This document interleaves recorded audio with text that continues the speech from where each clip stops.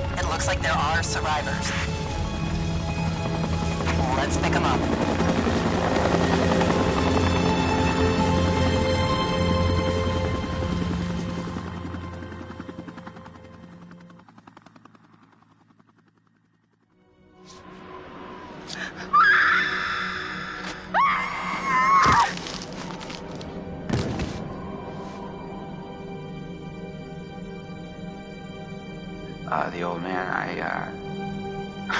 don't know how to describe him. I mean... You said you thought he was stalking you at first.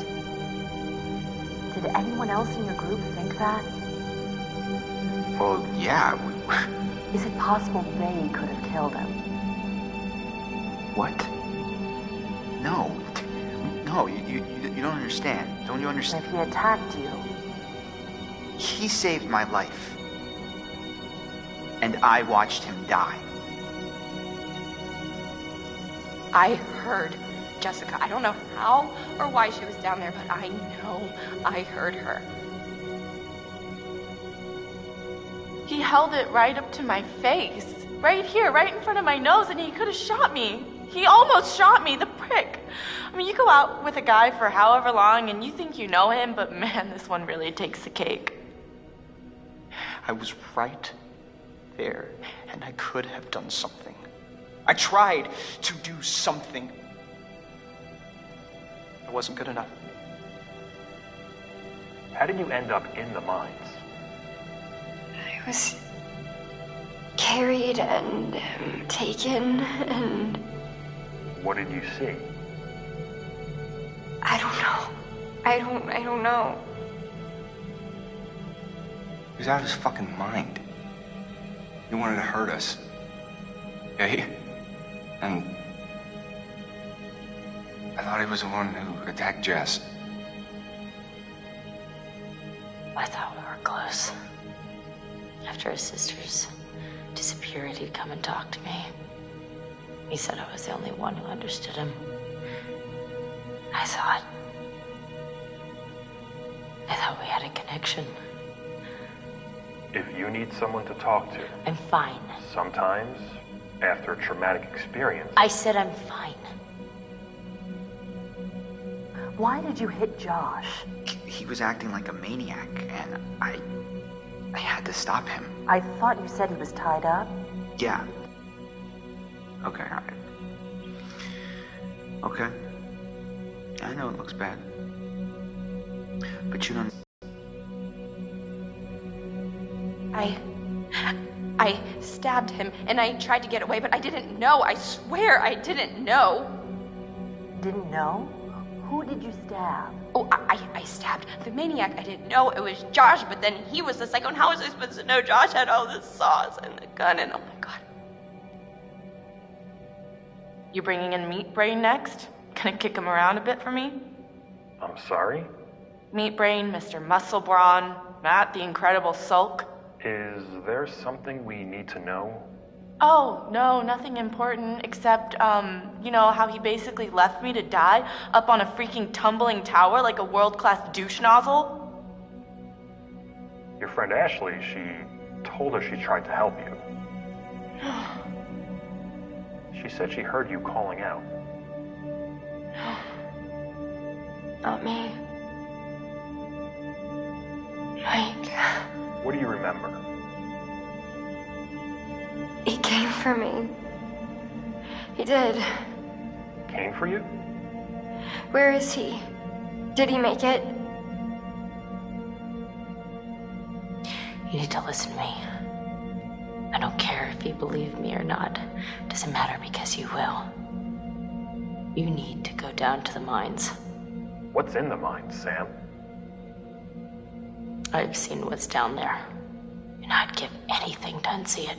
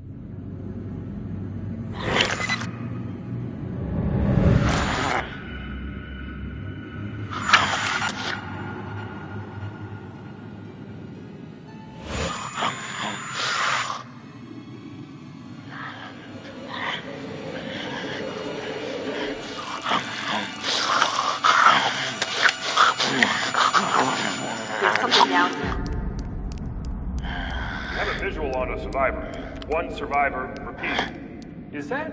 Oh, fuck! Stay back! Stay back! No, no! Stay back!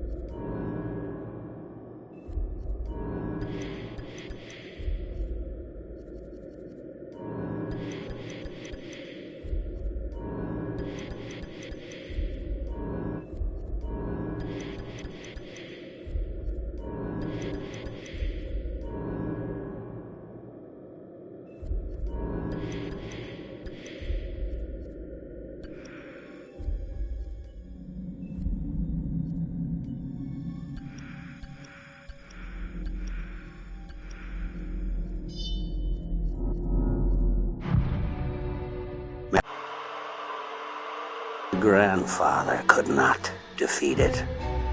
Sometime after, the prospectors came to mine this mountain until a cave-in trapped them in and woke the and driven mad murderers, cannibals, eating human flesh. Taunt them with fire, and after all these years, after many months, free out of until one night, a year ago, I was finally able to get him in. We were not alone in the woods that night. While I was tracking the Machu Picchu, it was tracking something else. The Machu Picchu forced your friends over the mountain. There was nothing I could do. I couldn't save your friends, but I could avenge them.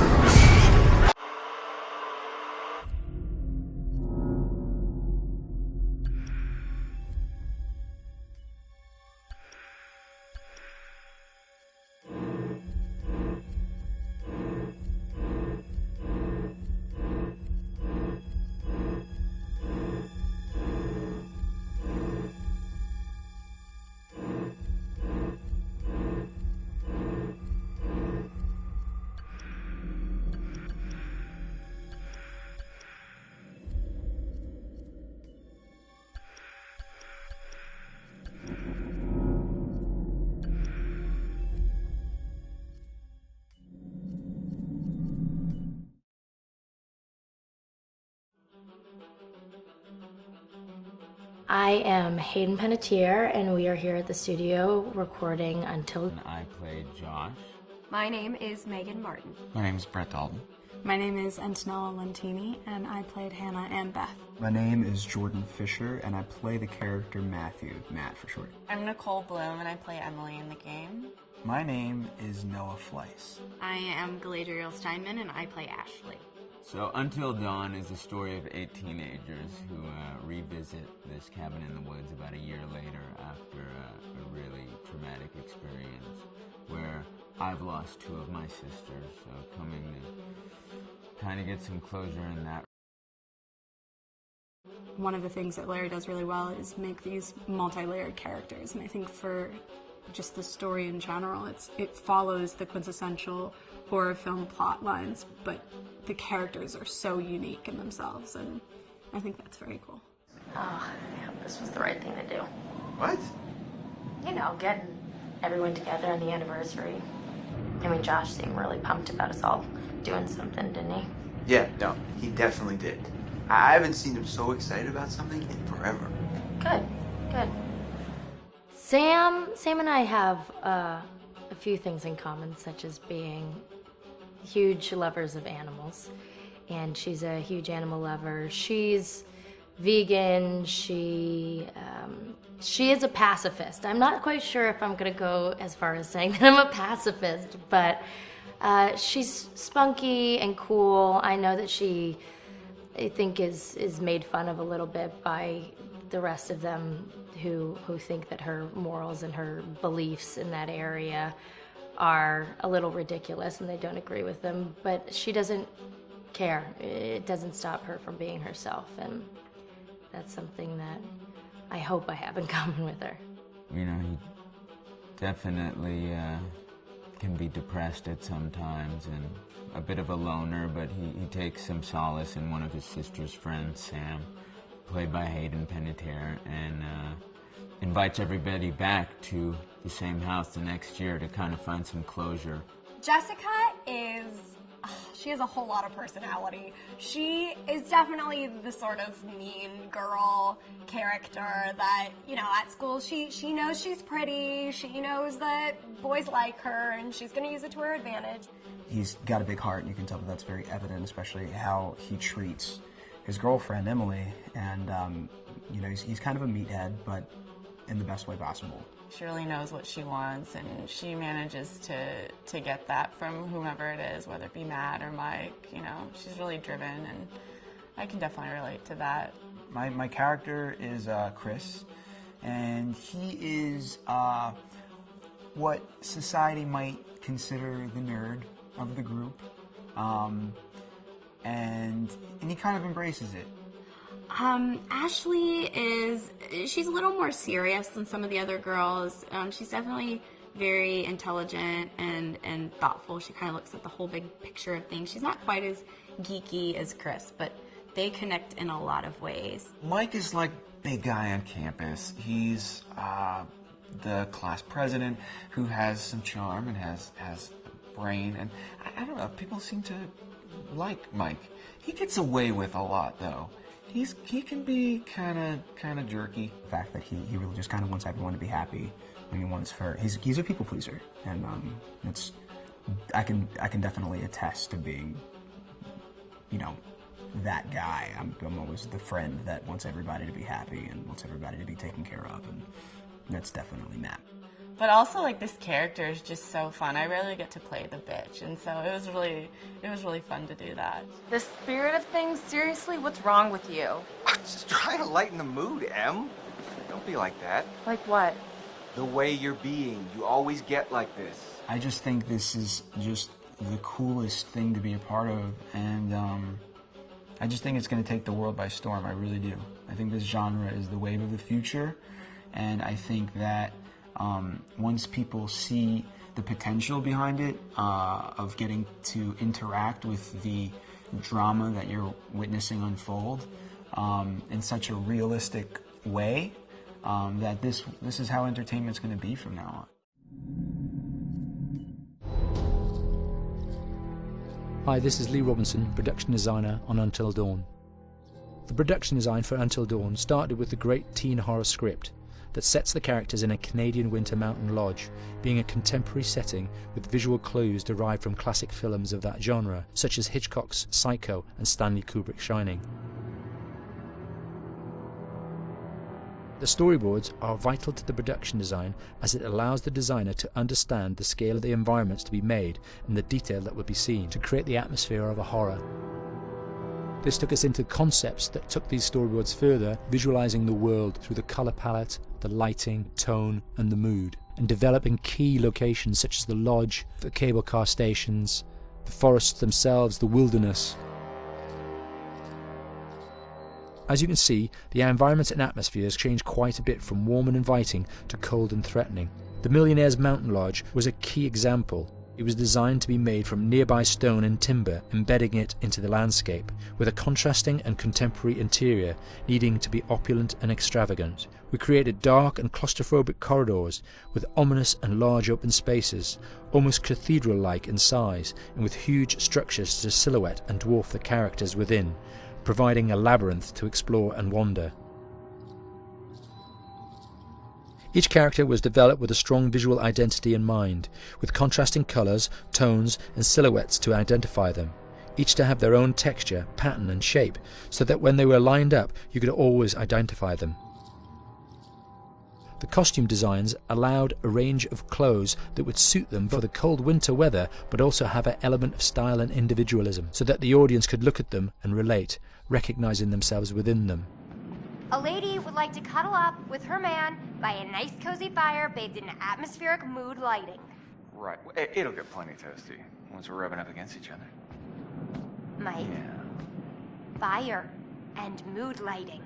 Yes. Working with the lighting artists, we really brought the look and feel of the world together, and this required a thorough understanding of the visual language of teen horror. A key scene was where all the characters emerge out of the rear of the lodge chasing Hannah. A contrast is evident straight away from the exterior wilderness to the warmth of the lodge. The attention to character lighting here is through the bounce and rim lighting, accented colours and composition, creating characters that come from the dark into the light and back again with an emotional effect. Guys, there's someone outside. What the hell? Hannah! What's going on? Where's my sister going? It's fine. She just can't take a joke. It was just a prank, Han.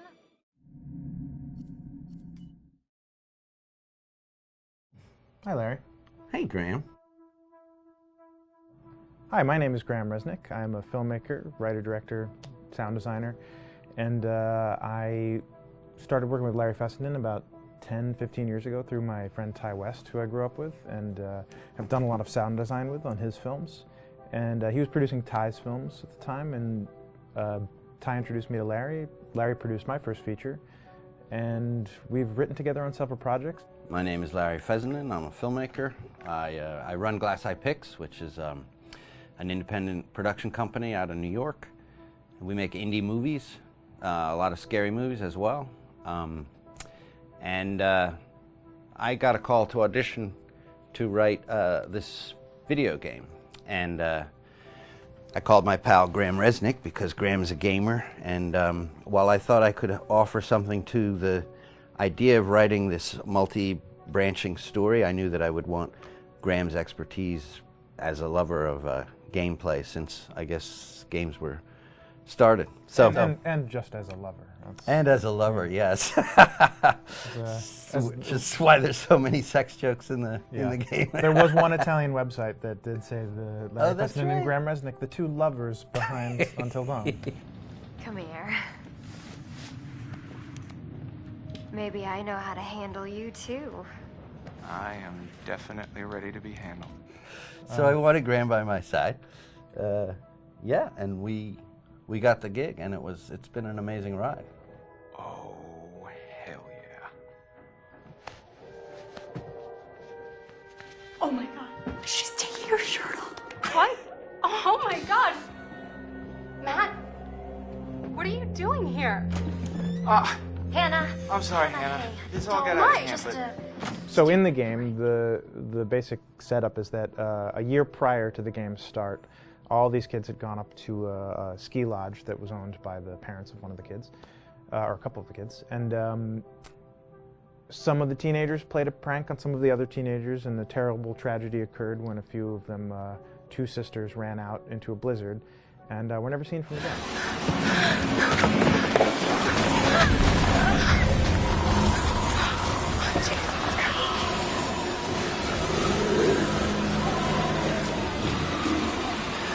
So now, a year later, this is kind of torn apart, this group of friends. They've gone through some trials and tribulations in the past year. The brother of the two girls has had a lot of psychological issues, and to kind of help him cope and help them all get over it, they all returned to the lodge a year later, back up on the mountain. And the idea is to get over it, but... the healing does not begin. Yeah, and these kids are all trying to find themselves. They've been through a trauma, but in general, they're just teenagers trying to figure out who they are. So they're all kind of falling into the patterns, the stereotypes, the characters they see on TV and in the movies. I think we were very interested in taking genre tropes and kind of making them sort of refresh them.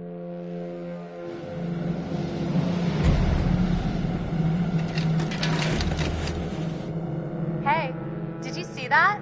Dad said it'd just be us this weekend. We're familiar with how slasher movies work. Most people have seen some horror movies, and we have established notions and preconceptions about the roles of the players in horror movies and how they talk and how they get killed and how they have sex. And to bring you into the game that way and then subvert a lot of those expectations was kind of our goal. Their past, which I think you pretty much figure out that that's going to have a role in their interaction. Yeah, so I think what was fun was we take some sort of stock characters and we try to give them some shape, but at least at the beginning they're recognizable in the way of groups of friends. There's, the jock and the bitchy girl and the rivalries between everyone. And oh my gosh, and really fun characters too. Like we just had so much fun living in the minds of these characters through writing the script. What do you think? Jesus!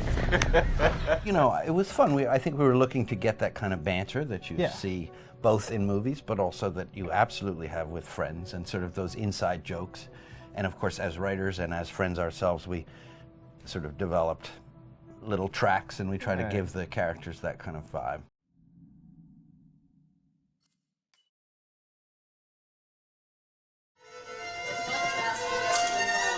Yeah, fast and violent.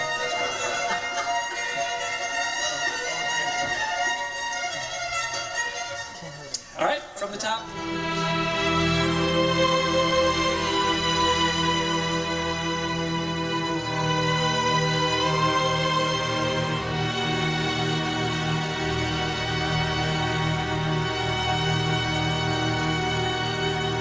My name is Jason Graves, and I'm the composer for Until Dawn.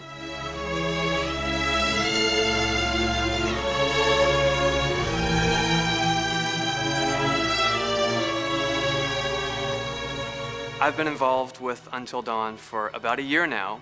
Originally, I was contacted by Barney Pratt, the audio director. I think that had something to do with my lineage of horror games, and hopefully not the fact that my last name is Graves, although a lot of people seem to associate my name with scary music.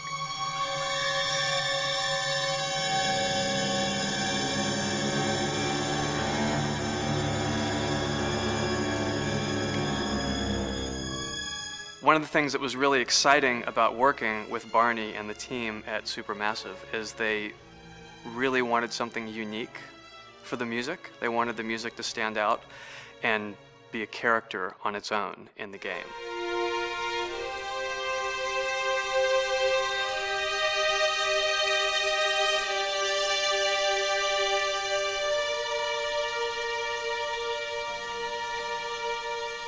When I'm first starting on a new score, and it doesn't matter if it's film, television, or games, I always end up going to the main theme. Sometimes the developer or producer isn't even necessarily interested in the main theme at the beginning. I just want to do it for myself, because for me the main theme is the identity of the game. It establishes the mood, the atmosphere, and the character of the music and how it's going to be playing in the background. And that's what we did with Until Dawn. That was actually my demo pitch to Supermassive Games. I put a main theme together, recorded all the instruments at my studio, and sent it to them. And they liked it. We actually ended up recording that exact theme, all the instruments and everything, live here at Ocean Way, probably 9 months ago. And that's what we've been using in all the demos for the game, and that's the final version of the theme that is the main theme that you'll hear on the menus and in some key pieces of gameplay.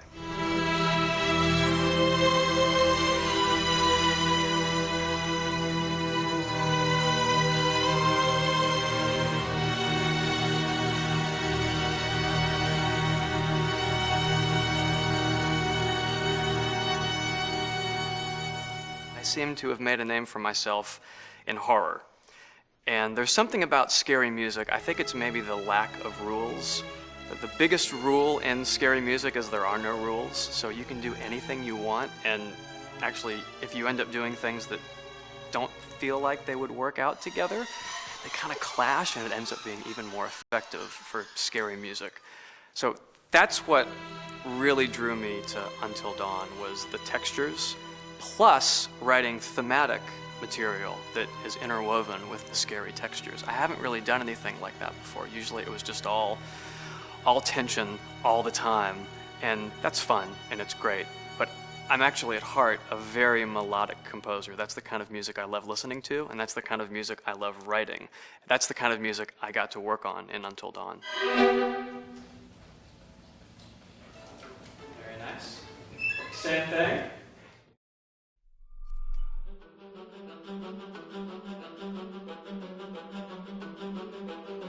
My name is Will Biles, Executive Creative Director of Until Dawn. The first part of getting a believable facial performance in-game is to capture, topographically, the actor's range of emotional expressions as separate versions of the same head. Every tiny nuance gets digitized and merged, effectively creating a model that can recreate every facial movement that the actor makes. Once the topography has been recorded, the actor's performance itself can be captured by using a predetermined set of marker points, drawn precisely on the face, and a high-def helmet cam, wirelessly linked to capture devices. The camera is the small box where it looks like the microphone should be. Outro Sam. Mark. It records in high def the movement of the dots throughout the performance that will drive the expressions captured earlier. Unlike other systems, this form of capture is far less lossy because there are fewer interpretations between performance captured and performance rendered finally in-game. The audio is also recorded via two separate lavalier mics attached to the helmet. It takes a while for the actors to acclimatize to carrying around the recording devices and the helmet cams, but very soon the shoot becomes similar to any other effects shoot or a green screen shoot. The actors in these scenes are only recording facial animation, but use cursory body movements for pacing. Wait, and maybe we should all stick together and find everybody and make sure they're all okay, so... 1-1, the year before the prank. Take 2, Mark. Other than the other actors, they have to use their imagination for everything and everywhere that they are supposed to be seeing and feeling. Idiot. So dumb. From a hot midday studio in Los Angeles to a freezing midnight mountain in British Columbia.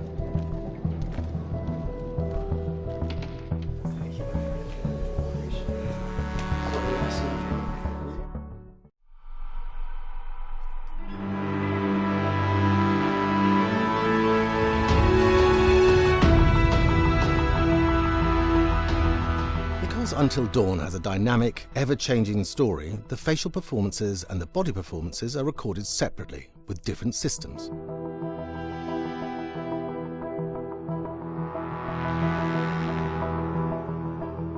With the body capture, we use reflective bead suits and an infrared camera matrix system that drives the CG bone hierarchies in our character models.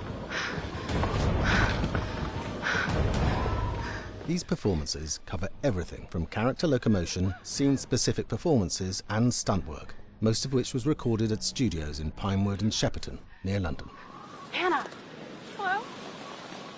Combining all the elements seamlessly in the final game becomes a formidable editing and logistical task. Every variation, both physical and emotional, must be combined in these multi-edits. Scaffolding props have to stand in for the sets, because the hundreds of infrared cameras have to be able to see all of the reflective beads on the actor.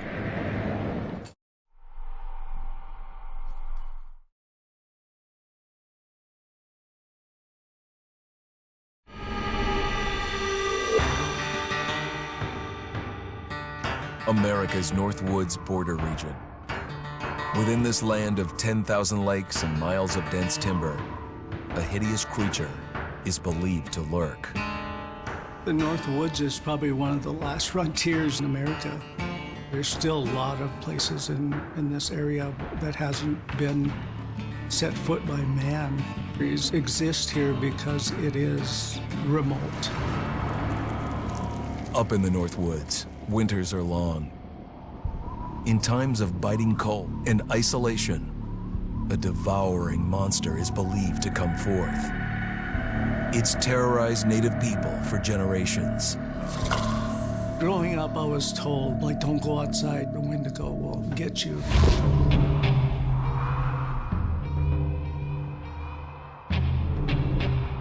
Among the traditions of the northern Algonquin tribes is the Wendigo, a monster that can seize hold of a person to carry out its hunger for human flesh. Many Native Americans fear even talking about this Wendigo, and even the mention of the name will let the Wendigo find out where you are, and it will open you up to be possessed by this Wendigo. The most famous case of a Wendigo possession took place in 1879 in the deep woods outside of Edmonton, Alberta. Swift Runner, a Cree Indian, was a trapper and a guide. He had left town the previous autumn with his wife, 6 children, and his mother. But when Swift Runner returned in spring, he was alone. Swift Runner came into a nearby village telling this heartbreaking tale. I had to watch them starve to death. Of his family being killed by starvation, and that he was the only survivor. My whole family gone. It wasn't hard to understand a family falling victim to a brutal winter. To even not. Yet something was suspicious about Swift Runner. He was a strapping man, and he came into town weighing over 200 pounds. It didn't look like somebody who had just weathered a terrible winter. He wasn't malnourished, didn't look like he was starving. He looked healthier than ever. After a few nights, it became clear that something was wrong. He started having night terrors, screaming in his sleep. I am the Wendigo! Villagers alerted the police. Swift Runner actually guided them back to his winter cabin. When they got there, that's when they saw the true horror.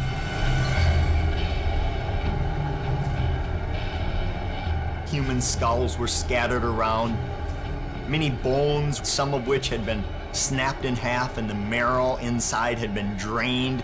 They had never seen anything like it. Swift Runner had killed his entire family, shooting them, hitting them with an axe, strangling, and then eating most of their bodies.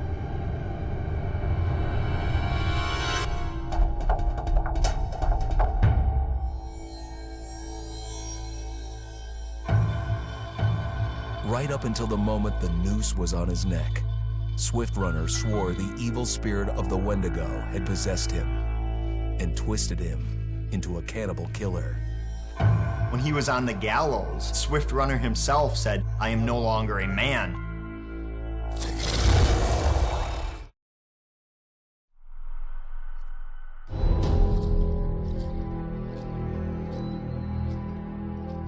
Just move over there. Go on, move. Let me say what I came to say. I'm here to tell you what you're up against being back on this mountain. You should never have returned. I don't know why you did after what happened last year. You mean with Hannah and Beth? Yeah, how could you know without being involved? I don't take kindly to you kids coming up here to my mountain. Your mountain. The mountain don't belong to me, it's true. But it don't belong to the Washingtons. This mountain belongs to the Wendigo. Hi, this is Lee Robinson, production designer at Supermassive Games. Understanding the ancient myths of the Wendigo was key for their development that helped the visual look. Through sketches and concepts, these elements were visualized, such as eyes being milky, almost dead, with loss of lips and eyelids due to frostbite, fangs growing and arms and legs getting longer, with skin hardening and thickening to look snarling and menacing, yet withered and lean. What the hell was that? Another fucking piece of... Fingers and toenails extending like claws, allowing them to climb effortlessly. We made them look gaunt and weathered, and having ragged remains of clothes they wore, blood-stained and rotten, with patches of hair still remaining, They retain strong skeletal limbs, which enable them to be agile and quick through the environment. Where are you? My name is Jamie Gallipo, animation director at Supermassive.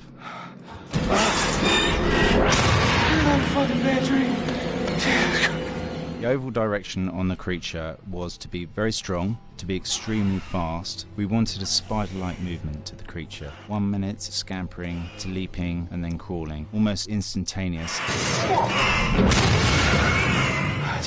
And finally, we wanted the creature to have this real, uncontrollable thirst for flesh.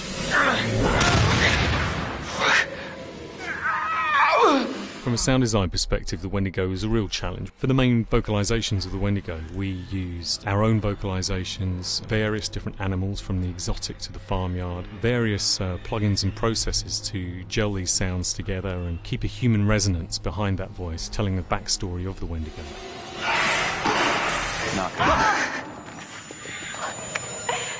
During the chase sequences, the anger of the Wendigo is felt by encircling breaths, screams and screeches that essentially chase you as you're being chased by the Wendigo.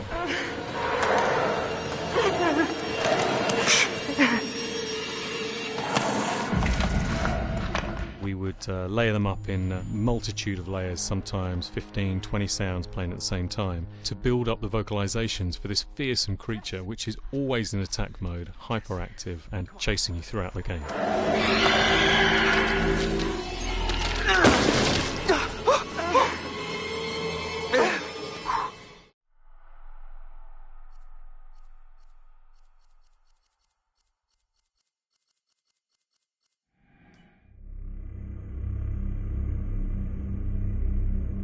Until Dawn is a game that's full of horror, and one of the things we decided to do early on was to take a scientific approach to how scary it was. So we did experiments on people and we measured their responses to the game. We've created a test area. It's as close to a home setup as we can get it. We've recruited ordinary people to play the game and we've left them to play it on their own. You're turning the light off.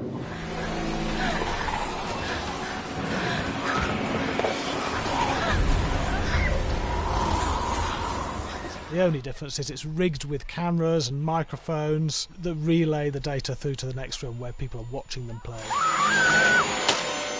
Bracelet here we use for biometric testing. It measures the player's emotional response. It's called a galvanic response sensor. It makes contact with the user's skin and it measures the electrical conductivity across their skin. It's the same principle as an old-fashioned lie detector. When you're stressed, you sweat a little, very sensitive, and picks up tiny changes if the player is feeling anxious or scared.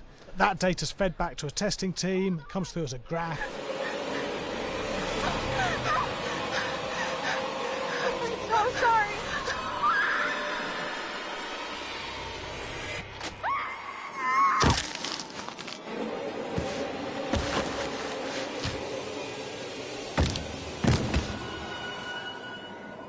There's no point testing one or two people, you have to test a lot of people. Hey, watch your step.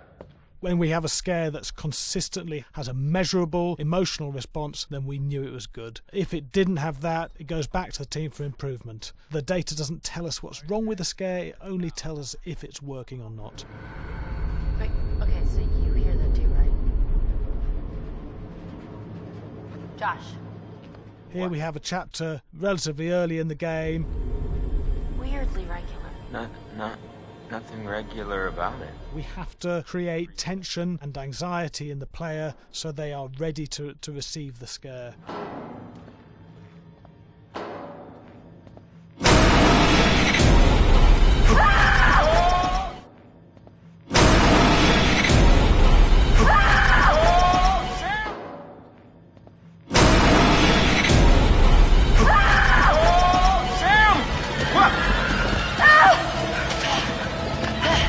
Give the player time to recover, to cool down, to calm down, and then start building the tension again before we do the next scare. Hey. What? Hey. What the hell? Ooh, you just got mugged.